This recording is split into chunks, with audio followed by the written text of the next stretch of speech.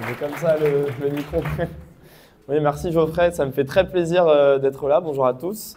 Et il m'a fait une super introduction, Geoffrey, parce qu'il a parlé de réseauter, il a parlé de communiquer, il a parlé de l'importance que ça a d'être capable de bien s'exprimer avec vos futurs employeurs pour trouver des stages, pour réseauter professionnellement. Et vous allez voir qu'on va en parler dès aujourd'hui et que ça va nous faire le parallèle avec le Clean Code. Alors d'abord, évidemment, je vais me présenter, je vais vous en dire un peu plus sur moi. Ça me fait tout drôle d'être ici dans cet amphi 401, puisque comme vous, j'ai eu mes amphis de rentrée en première année juste ici, il y a un peu plus de 5 ans. Et donc je me rappelle être assis là, alors c'était pas Geoffrey, mais c'est l'équivalent qui nous racontait tout un tas de choses. Et moi, j'étais complètement perdu et je me disais, oh là là, mais il y a tellement de trucs. Et même si j'ai tout le temps, j'étais motivé à fond et je me suis dit, ok là, moi j'avais pas les meilleurs résultats, je vous dis, au collège-lycée. Je suis arrivé, je me suis dit, je veux faire de l'informatique. Là, j'arrive à Epitech, c'est le moment de me le prouver, c'est le moment où je veux donner le max. Et donc j'arrive pendant la piscine du coup et je me suis fait submerger, je me suis pris les premières moulinettes à zéro, c'était assassin et je m'en rappelle, j'étais en mode ah ouais, c'est super dur et c'est là que je me suis rendu compte à quel point les études d'informatique sont difficiles, sont super difficiles. Il y a plein de technologies, il y a plein de langages de programmation, il y a plein de façons d'apprendre, de méthodes d'apprentissage et c'est vraiment quelque chose qui m'avait marqué et donc j'ai dû bosser, heureusement j'avais des super assistants techniques qui étaient un peu mes modèles et en fait je les voyais et ils maîtrisaient tout ce qu'ils disaient et à leur façon de me raconter une notion, je comprenais qu'ils la maîtrisaient et je me disais mais c'est incroyable, moi j'ai envie de devenir comme eux, quoi. J'ai envie d'être capable d'expliquer, d'être à l'aise avec le code techniquement mais aussi pédagogiquement et donc j'ai beaucoup travaillé, j'ai réussi à finalement avoir des bons résultats, j'ai fini parmi on va dire les meilleurs étudiants dans ma promotion. La première année était très difficile et après une fois qu'on prend le rythme, on se met à travailler, on avance et on avance. Et effectivement, arrivé en deuxième année, je suis devenu assistant pédagogique, donc j'étais Aztec, ce qu'on appelle les assistants techniques, les Aztecs, et j'ai pu enfin commencer à moi aussi transmettre. Alors, je ne vais pas vous mentir, au début, je n'étais pas le meilleur. Peut-être que moi, la façon dont je comprenais les choses et je les expliquais, ce n'était pas compatible avec tous les étudiants. Mais on apprend, on s'habitue, et au fil du temps, on évolue. Et dans notre façon d'enseigner aux autres, et mine de rien, nous, on a plein de choses à apprendre et c'est comme ça qu'on s'enrichit énormément. J'ai pu, on va dire grâce à mes résultats, ça me donnait une chance, c'est qu'en quatrième année, j'ai pu choisir où je voulais aller étudier à l'étranger. Puisque vous, en quatrième année, si tout se passe bien, vous pourrez aller étudier 1 an à l'étranger. Et donc, j'ai choisi la Thaïlande, qui était vraiment un pays que j'ai adoré. Et ça, c'est un petit extrait de ce à quoi ça ressemblait dans la résidence. C'était super sympa. Je vous montre un peu, mais c'était une année super enrichissante où j'ai pu étudier. Et puis voilà, c'était paradisiaque. Ça m'a vachement enrichi. Ça m'a vachement fait grandir. Et cette année en Thaïlande, c'est là que je me suis dit, ok, j'aime la pédagogie, j'aime enseigner, j'ai envie de pousser plus loin. J'ai aimé être assistant technique, pédagogique, je veux pousser plus loin. Et aujourd'hui, je vais vous parler du coup d'un truc qui m'est arrivé quand j'étais en deuxième année avec Théo Campos, votre APE, vous devez le connaître. Avec Théo, en deuxième année, on était Aztec tous les deux et on a créé ce talk sur le clean code parce que c'est là qu'on a commencé à coder proprement et qu'on s'est rendu compte de l'impact sur la productivité. Quand j'étais étudiant, il y avait énormément de projets en même temps. Vous commencez à avoir plein de projets en même temps. Je suis sûr que vous dites déjà. Moi, le premier truc que je me suis dit en finissant la piscine, c'est « Ah, enfin, je suis soulagé, c'est fini, ça va y aller et tout. » Mais pas du tout. Que nenni, en fait. Je suis arrivé, on m'a enchaîné plein de projets. Je me suis dit « Mais c'est foutu, comment on va faire quoi ?» Et c'est vrai que le clean code, c'est un truc qui m'a changé ma façon de penser les développeurs et qui m'a fait maximiser la productivité. Alors, comme disait Geoffrey, vous ne serez pas tous forcément des développeurs à l'avenir, mais en tout cas, vous voulez vous former en informatique et viser l'excellence. Est-ce que vous vous êtes déjà même demandé, posez-vous la question, ce qu'est réellement un développeur? Ce que vous faites en fait. Donc certains me diront, un développeur, c'est quelqu'un qui écrit des programmes, c'est quelqu'un qui tape des lignes de code. Et vous aurez raison de me dire ça. Mais c'est plus que ça. Un développeur, c'est quelqu'un qui écrit des programmes pour que la machine l'exécute. Un développeur, c'est quelqu'un qui écrit dans un langage de programmation, qui communique avec la machine. Un développeur, c'est quelqu'un qui interagit avec la machine. Donc en fait, c'est exactement la même chose que quand vous parlez avec, par exemple, un collègue. C'est-à-dire que vous ne serez jamais seul dans tous vos projets pro, vous serez plusieurs développeurs et il va falloir toujours travailler en groupe. Là, pour le début de l'année, il y a peut-être des projets en solo, mais toute votre vie, ça sera des projets en groupe. Et donc, vous, votre rôle en tant que développeur, c'est vous avez une logique dans votre tête, vous avez un programme dans votre tête, il va falloir que vous soyez capable de le transmettre à la fois à la machine et à la fois à vos collègues. Et pour ça, on utilise une super arme qui s'appelle le langage. Alors, qu'est-ce que je suis en train de faire avec vous? Je suis en train d'utiliser le langage. C'est-à-dire que j'ai une logique en tête, je suis en train de penser à quelque chose et je veux vous le communiquer. Alors, je vous lis la définition. Hein. Capacité observée chez tous les hommes d'exprimer leurs pensées et de communiquer au moyen d'un système de signes vocaux, éventuellement graphiques. Effectivement, le langage, dans le cadre du langage, le français, l'anglais, etc., on parle, c'est par la parole, mais aussi le non-verbal. Mais dans le cadre de l'informatique, c'est les langages de programmation. Mais ça reste un langage. Alors, c'est vrai que vous n'allez pas parler à votre ordinateur, vous allez plutôt écrire des programmes, vous allez écrire du code, et ça va être transmis à l'ordinateur. Mais c'est la même chose, vous interagissez avec la machine. En fait, on peut se représenter les interactions humaines comme ceci. Il y a les photos marrantes. En fait, c'est très facile. Vous avez une pensée. Par exemple, moi, j'ai quelque chose en tête que je veux vous transmettre. Votre interlocuteur, lui aussi, a une pensée. Comme vous voyez, ce n'est pas la même couleur parce qu'on ne pense pas de la même façon. Chacun a sa façon de penser et de se représenter les choses. Et au milieu, il y a le langage.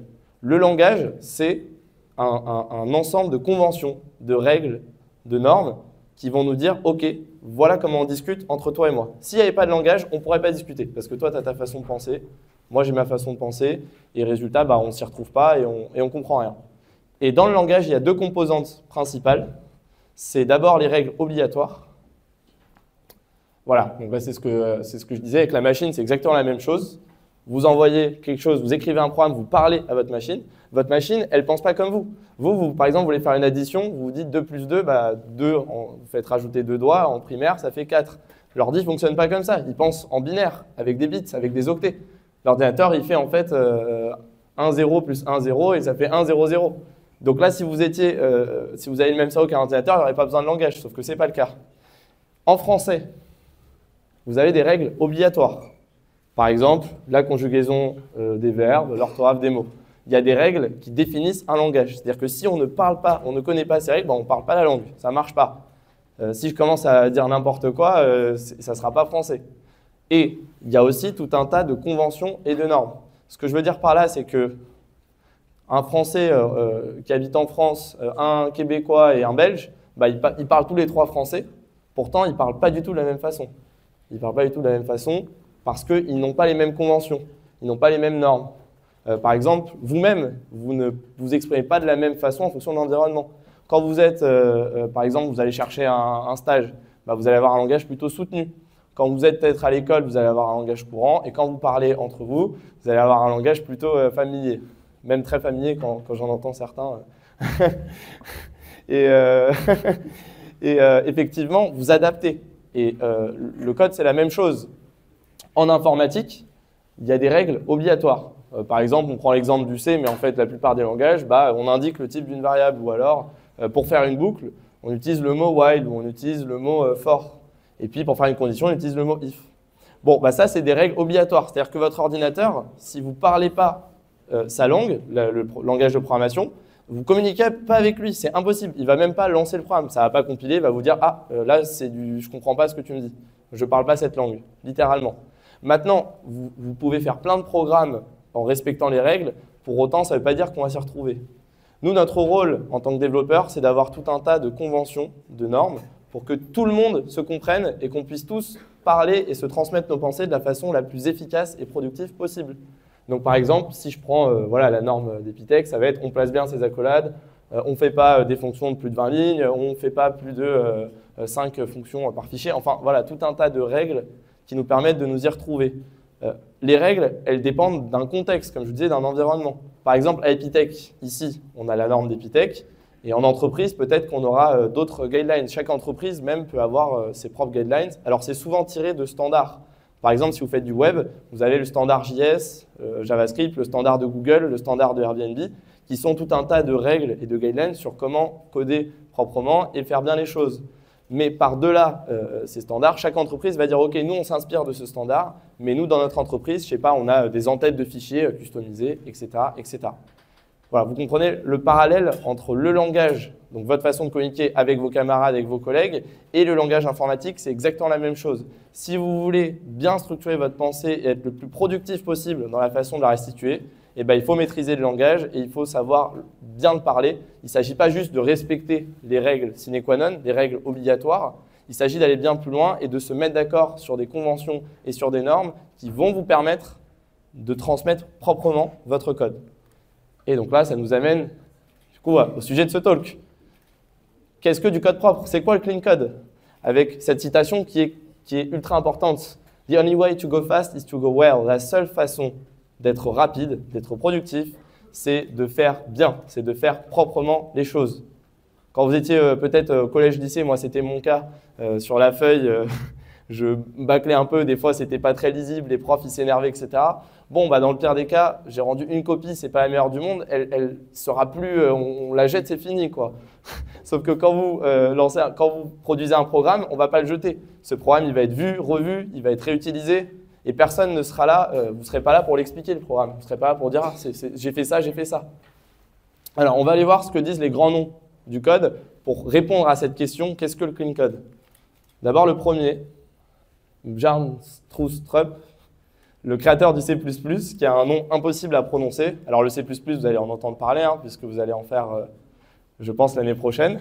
Alors, il nous dit « I like my code to be elegant and efficient. Clean code does one thing well. » Alors, je traduis « J'aime que mon code soit élégant et efficace. » Alors, attention, efficace, ça ne veut pas dire optimisé. Hein.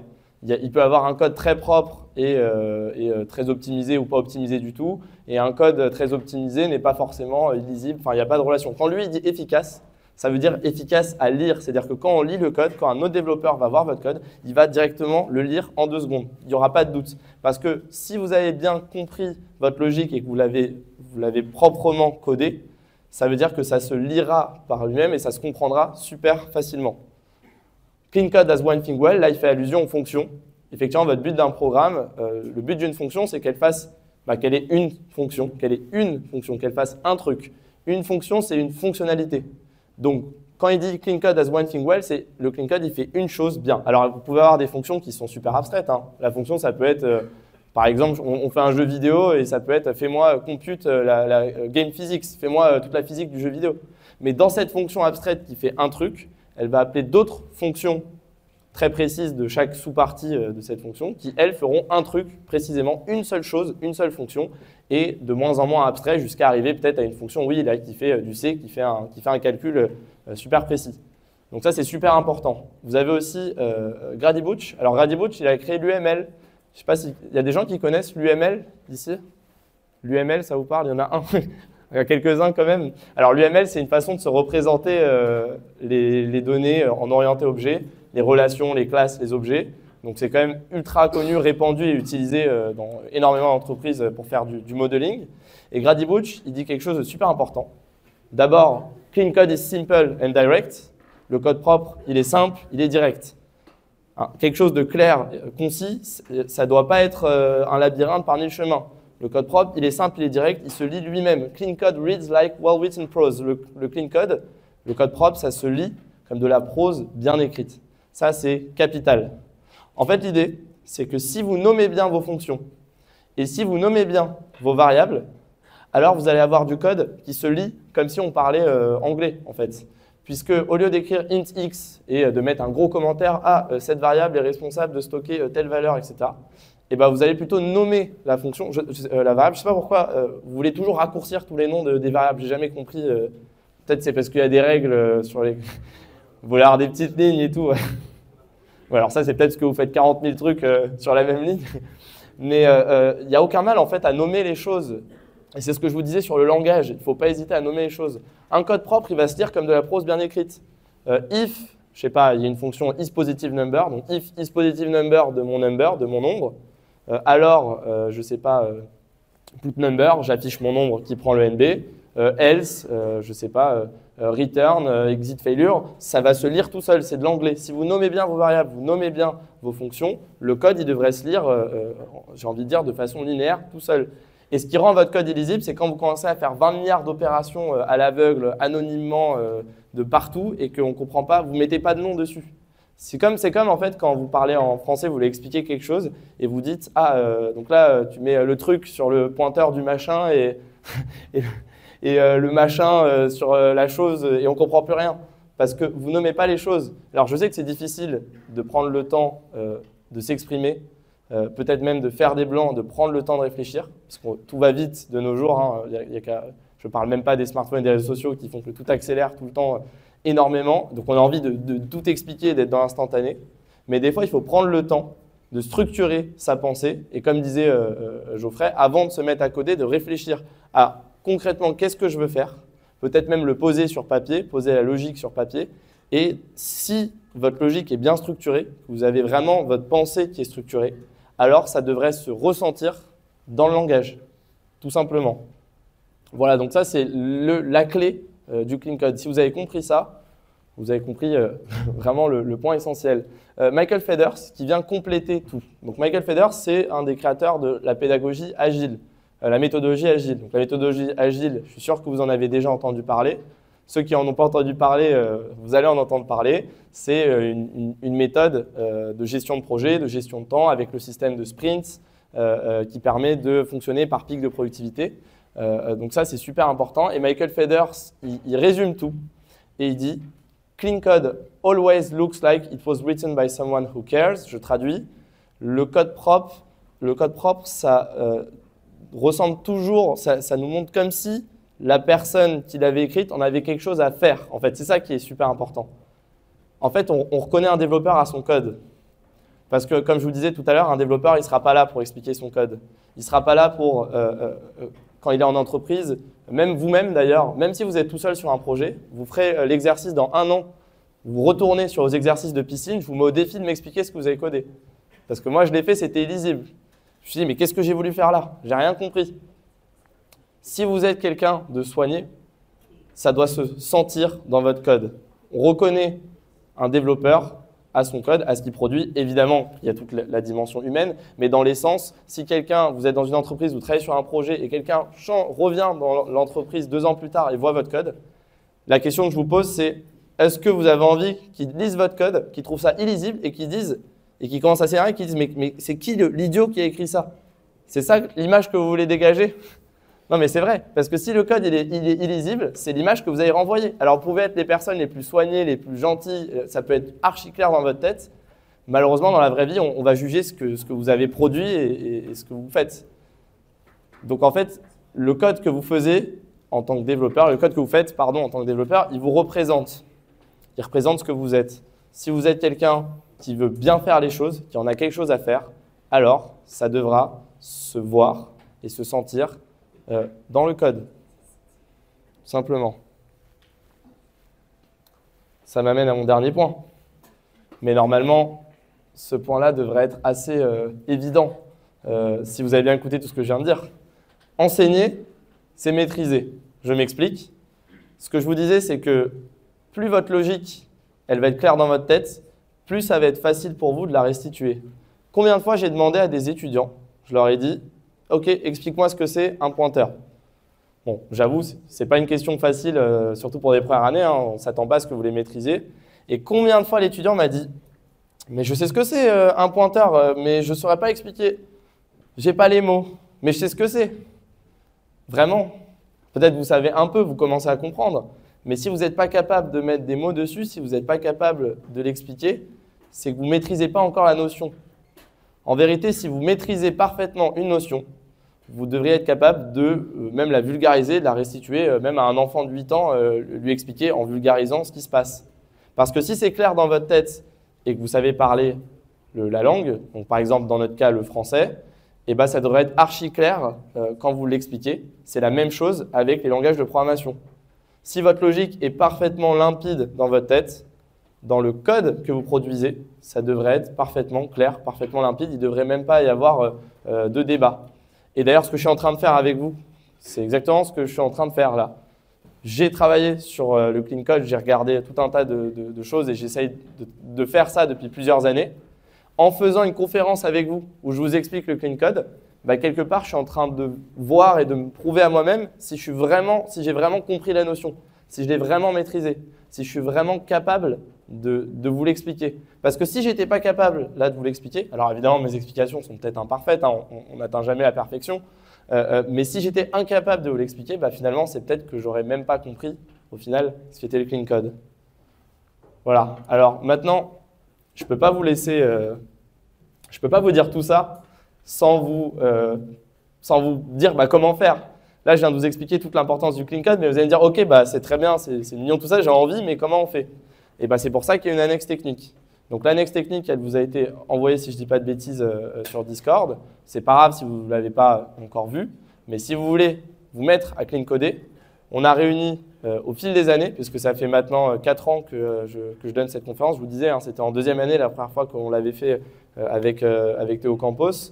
Et entre-temps, elle a été retravaillée. Il y a eu d'autres APE qui sont passés dessus. Et donc, on en est arrivé à nos guidelines, nos conseils pour le C, pour votre première année, qui peut vous aider. Et vous allez voir que ça va beaucoup plus loin que la norme d'Epitech, puisque la norme d'Epitech, c'est un tas de règles qu'on peut un peu vérifier, qui donnent un peu un contexte, mais on peut aller beaucoup plus loin. Par exemple, le truc des fonctions de 20 lignes, 20 lignes, c'est immense. 90% du temps, si votre fonction elle est claire, elle est propre, ça devrait faire 7-8 lignes. Ça devrait être rapide, sauf cas particulier. Mais en vérité, il y a plein de règles qui sont… Voilà, c'est aussi ce que disait Geoffrey, c'est que chacun a son avis et chacun va avoir sa version. Ce qui est important, c'est de se mettre d'accord sur des conventions et des normes pour tous se comprendre de la meilleure des façons. Donc, allez voir cette annexe. On parle de la structure du dossier de travail, comment organiser comme il faut vos fichiers. On parle des différents types d'écriture, ce que vous avez déjà demandé. Pourquoi on fait du snake case?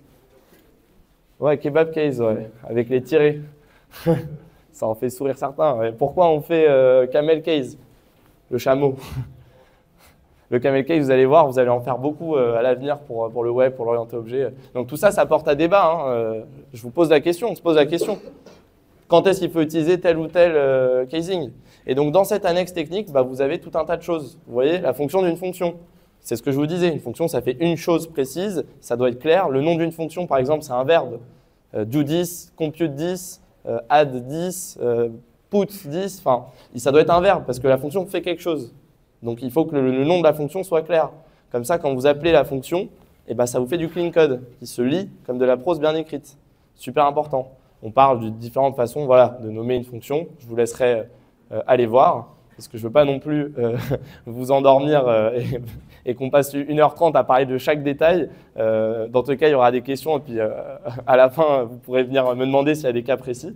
Mais on parle des globales, du fait que bon, de manière générale, on va plutôt les éviter. Des constantes. Les constantes, vous irez revoir, hein, mais les constantes, par exemple, ça permet de mettre un nom sur une valeur. Par exemple, ici, au lieu d'écrire 32 et personne ne sait ce que c'est, bah, je vais dire 32, c'est mon nombre maximum de joueurs.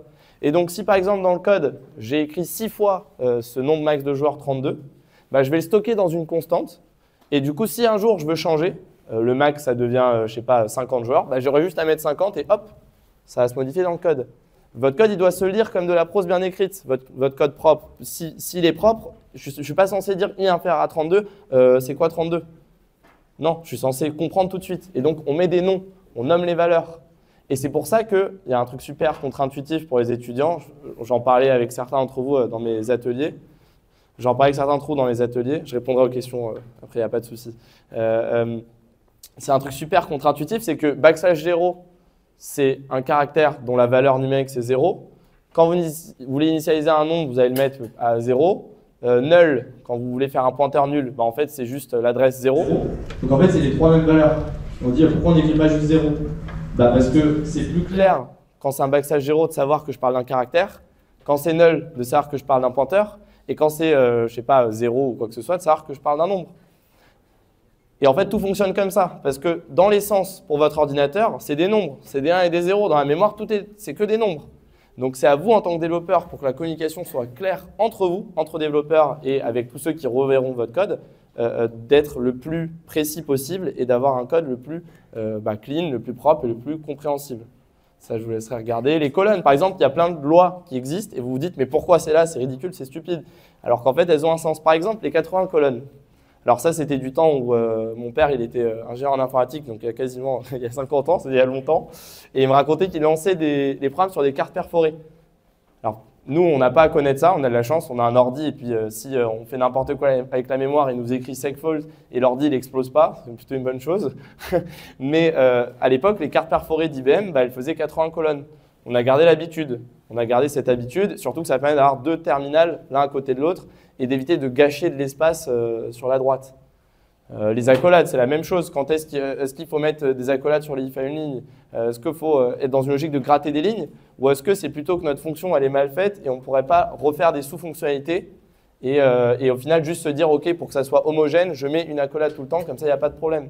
Parce que le if à une ligne, les étudiants ils mettent jamais l'accolade, je vous connais. Et après vous allez mettre un printf dans ce if et là, zut, il va rentrer, afficher le truc et il ne va plus faire la deuxième ligne vu qu'il n'y a pas d'accolade. Plein de problèmes. C'est des questions que je vous pose. Les structures, oh là là, ça c'est… Les APE, ils se régalent quand ils voient nos structures. Alors moi, heureusement, je ne les fais plus comme ça. Mais sur les projets graphiques, vous allez voir, vous allez mettre 20 milliards de variables dans la structure. C'est des structures poubelles. Ce n'est pas ça le but d'une structure. Une structure, c'est de grouper des éléments de sorte à ce que ça fasse une entité logique. Il faut que ça fasse une entité logique. Il faut que ça soit des éléments qui vont ensemble. Par exemple, des coordonnées x et y. Vous avez 2 int. Bah là, oui, c'est une entité logique. Mais si votre structure, elle s'appelle Toto, donc déjà, on ne sait pas à quoi elle sert, et que vous mettez 50 variables dedans, ça ne sert à rien. C'est qu'il y a un truc qui ne va pas dans votre code. Ça peut être refait. Pareil, est-ce que vous saviez que le nombre d'arguments, c'est 4 arguments qu'on passe maximum? Pourquoi? Parce qu'à partir d'un certain nombre d'arguments, en fait, par défaut, si vous mettez 1, 2, 3 arguments, c'est stocké dans des registres du processeur. Donc, c'est à côté du processeur. Si vous rajoutez trop d'arguments, ça va être stocké dans la mémoire et en gros, c'est plus loin que le processeur. Donc, c'est moins optimisé. Donc, il y a plein de questions comme ça à se poser. Voilà, les headers, je vous laisse avec toutes ces ressources techniques. On ne va pas s'éterniser trop longtemps. Voilà, vous avez tout ce qu'il faut ici. Il y a plein de questions à se poser sur comment coder proprement. C'est un travail perpétuel. Il ne faut pas hésiter, quand vous serez en entreprise, à demander les guidelines, à se mettre d'accord, à critiquer. Alors, les inspirations du talk, évidemment. Alors, la norme d'Epitech, elle est inspirée du Linux Kernel Coding Style, qui est un manifeste qu'a écrit Dennis Ritchie. Vous savez qui est Dennis Ritchie? Ouais. Ok, il y en a un qui sait. Ouais, Dennis Ritchie, c'est celui qui a créé le C, effectivement. Et d'ailleurs, au 5e étage en Paris, il y a une salle Dennis Ritchie en hommage. Et évidemment, inspiré de Robert Martin sur le clean code. Alors, Robert Martin, c'est un gars génial qui a créé tout un tas de vidéos. Il a créé un livre. Il a écrit un livre notamment sur le clean code. Effectivement, il a fait plein de vidéos, je vous encourage à aller les voir. C'est sur ces vidéos que se base le talk, où Robert, ce qu'il dit, c'est arrêtez de mettre des commentaires dans le code, parce que si votre code il se lit tout seul et que vous nommez bien les choses, il n'y a pas de raison d'avoir des commentaires, dans quasiment tous les cas. Et il dit plein de choses, le nombre de lignes par fichier, le nombre de fonctions, comment on met ses accolades, les scopes, comment on fait toutes ces choses-là. Si je dois résumer, homogénéité, lisibilité, décomplexification, clarté, lisibilité, j'ai déjà dit, je me répète. Il faut que votre code se lise de lui-même et qu'il reflète les développeurs que vous êtes, ou du moins que vous voulez être.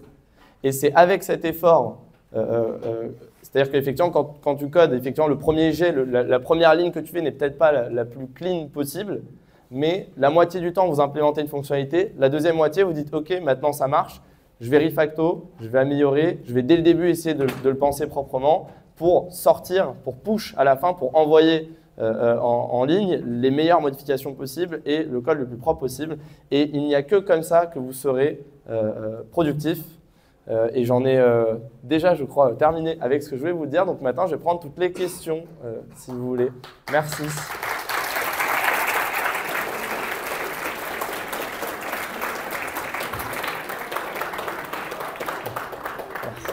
Alors la question, c'est… parce que je parlais du fait qu'il faut nommer les variables et pas hésiter à mettre des noms un peu longs.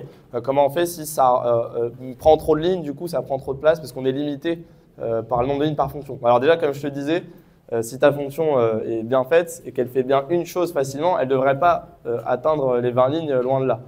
Ensuite, l'exemple du nombre maximum de players, c'est un truc qu'on met dans les entêtes, c'est une constante, c'est pas forcément dans ta fonction, tu vois. Et là, en fait, tu me parles des statiques et des constantes. Et si je dois te répondre rapidement, je te réponds qu'a priori, si tu fais bien les choses, il n'y aura pas de souci. Mais c'est tout un autre sujet. On pourrait en faire, tu vois, une autre conférence. et qui pose plein de questions sur les variables, le fonctionnement de quand est-ce que je la mets statique, quand est-ce qu'elle est constante, est-ce que j'utilise les macros. Donc, il va falloir réfléchir sur tout ça, aller se documenter, j'en parle dans l'annexe technique. Oui? On me pose une très bonne question auquel je n'ai pas peut-être la réponse que tu voudras. C'est la différence entre une macro avec un define et le fait de faire une variable avec static const. Alors, les macros, ça n'a rien à voir parce que les macros, c'est le hashtag, donc tu fais du pré-processing. Je ne sais pas si tu sais ce que c'est, mais je vais expliquer pour les autres. Donc, le pré-processing, c'est dire ce que je tape là, c'est avant même de compiler tout le reste de mon programme, cette macro va être exécutée. Et le fait de faire un define, ça veut dire qu'il va remplacer le moment avant de compiler ton code quand il va s'occuper du pré-processing. Tous les endroits où tu auras écrit max nbr player, il va littéralement remplacer dans le code par 32. Donc en fait, ton fichier .c, entre guillemets, c'est pas ce qui se passe, mais on imagine, va être modifié et tout va être remplacé par des 32 et le max nbr player va disparaître. Ça, c'est pour les macros. Static const int, vous faites une variable. Donc là, pour le coup, c'est vraiment une variable qui est stockée dans la mémoire à un endroit. Alors vu que c'est une statique, c'est stocké à un autre endroit, mais ce n'est pas le sujet. Et à chaque fois que vous utilisez cette variable, ça fait référence à cette valeur et ça va être dans votre programme en C à l'exécution. Donc les deux n'ont absolument rien à voir. Maintenant, si ta question c'est quand est-ce qu'il faut utiliser l'un ou l'autre, bah, ça dépend. Mais moi, j'aime bien utiliser des static const quand c'est juste pour un nombre. Parce que vu que c'est un int, ça me permet de typer la variable et donc d'avoir entre guillemets de la validation, des warnings, etc. dessus. Les macros, ça va servir à d'autres choses. Bah, par exemple, si je fais une macro qui me dit est-ce que mon nombre est positif ou non, tu vois, ou qui met mon caractère en petites lettres, en minuscule, en majuscule, et bah là, une macro, ça va être plus pratique parce que sinon, il faudrait écrire une fonction. Et cette fonction, ce n'est pas forcément aussi optimisé que directement le pré-remplacer en pré-processing dans le code. Ça répond à ta question? Ouais, donc bah, vous voyez à vos questions que c'est tout un sujet et qu'il y a plein de choses à en dire. En fait, c'est ce que je vous disais, c'est que ça nous fait nous poser plein de questions. Ça, on pourrait faire plein d'autres conférences sur chaque détail. Mais ça tombe bien que vous me posez ces questions. Ça me permet de vous parler, pour certains savent, de ma chaîne YouTube, que je vous invite à aller voir, évidemment. Ouais, il y en a certains qui vont s'en connaître. Donc, c'est Alexandre Triche. Ceux qui se demandent, c'est parce que je suis votre cheat code. Je suis votre code de triche. Moi, j'aurais aimé, quand j'étais étudiant, avoir un gars qui fait un tas de vidéos où on pousse plus loin. Comme vous, je suis étudiant, j'ai été en Tech 1 il n'y a pas si longtemps que ça. Et donc, je sais les difficultés qu'on rencontre sur le chemin et à quel point c'est difficile. Et donc, sur cette chaîne, on parle de plein de choses. On parle de code, mais on ne parle pas que de code. J'ai remis les ateliers, il y aura cette conférence et on va parler aussi de la vie professionnelle. Des choses que peut-être, vu que vous passez les premières années, c'est le seul technique, il faut coder, coder, coder. Et on a peut-être moins de temps de penser à la communication. On a peut-être moins de temps de penser à comment, pour trouver des stages, peut-être faire un CV, négocier, parler avec les employeurs. L'informatique, ce n'est pas juste du code. Moi, je vous parle de l'essence, là, on parle du cœur du sujet. C'est pour ça qu'on fait ce talk juste après la piscine, pour que vous preniez les bons réflexes dès maintenant et que ça change votre vie et que vous soyez productif. Mais ce qui compte pour moi, c'est que très vite, vous allez chercher tout ce qui est les soft skills, tout ce qui est développer, tout ce qui est autour pour faire de vous des gens accomplis. Et moi, mon but, c'est vraiment le plus possible de vous amener vers la réussite et pas que dans votre vie professionnelle, mais aussi dans votre vie personnelle. Puisque par-delà les études d'informatique, pour vous, il va s'agir de vous développer personnellement pour atteindre tous vos objectifs. Et ce que je vous souhaite, c'est pas juste je suis développeur et je tape des lignes de code. Ça, c'est effectivement le début, ça part de là, hein, c'est notre spécialisation et c'est d'où on vient. Mais l'idée, c'est de, après, arriver à atteindre tous vos objectifs. Et s'il y en a que ça intéresse, aussi, je précise, mais j'ai un programme de mentorat. Et donc là, si ça vous intéresse, je vous accompagne personnellement, une fois par semaine, tout au long de l'année, sur mesure, par rapport au programme de votre école. J'en termine du coup pour ma prise de parole. Voilà, moi, je vous souhaite vraiment toute la réussite. Voilà, vous avez les infos juste ici. J'espère que vous avez cartonné et déchiré dans vos études. Prenez les bons réflexes sur le clean code. Et je serai là toute cette soirée avec vous. On va discuter. Vous allez voir, on va parler de la piscine. Il y aura les alumni. Vous allez voir ce que ça devient 5 ans après. Les gens qui ont terminé leurs écoles, comme disait Geoffrey, et apprendre plein de choses intéressantes. Donc passez, venez manger un truc, grignoter, etc. On discute et venez me poser des questions. Il n'y a aucun problème. Discutez avec moi. Moi, je suis là pour ça et ça me fait très plaisir. Merci à tous.